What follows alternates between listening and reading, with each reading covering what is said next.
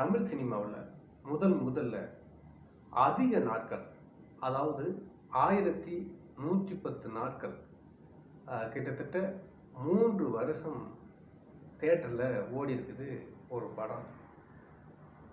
அந்த படத்தோட பேர் தான் ஹரிதாஸ். 1944ஆம் ஆண்டு வெளியான இந்த திரைப்படம் ஆண்டு வரை கிட்டத்தட்ட 3 தீபாவளிக்கு இந்த படம் ஓடி இருக்கு. அப்போ எந்த மாதிரி அந்த படம் இருந்திருக்கும் பாருங்களேன்.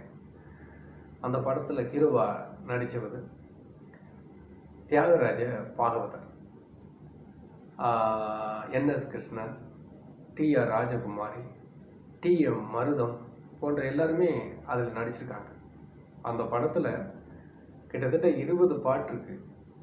அதில் ஒரு பாட்டு இப்போ கூட ஹிட்டு தான். அது யூடியூப்லாம் நிறைய பார்க்குறாங்க, இன்னமும் அந்த பாட்டை ரசிக்கிறாங்க.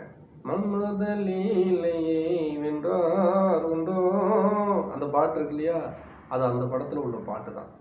20 பாட்டு இருக்கு. இந்த மாதிரி பாட்டு ஒரு படத்தில் 20 பாட்டு இருக்குன்னா எவ்வளோ பெரிய விஷயம்.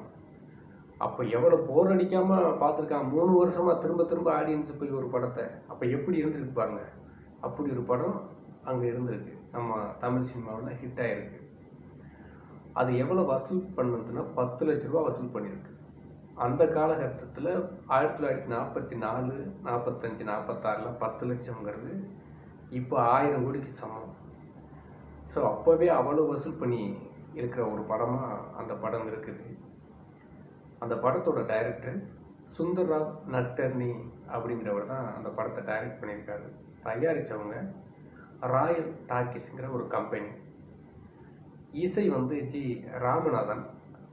அதே மாதிரி கதை, திரைக்கதை, வசனம் அது வந்து இளங்கோவன் சொல்லி. அப்போல்லாம் டைரக்டர் பண்ணுறவங்க ஒருத்தராக இருப்பாங்க, கதை இன்னொருத்தராக இருக்கும், திரைக்கதை ஒருத்தராக இருப்பாங்க.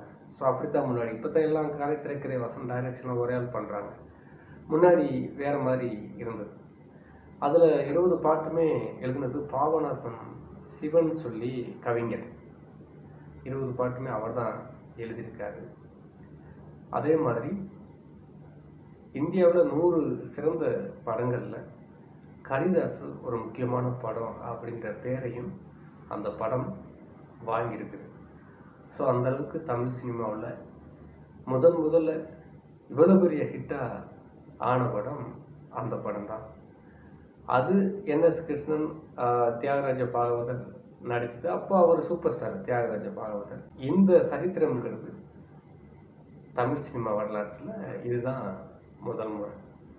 நன்றி.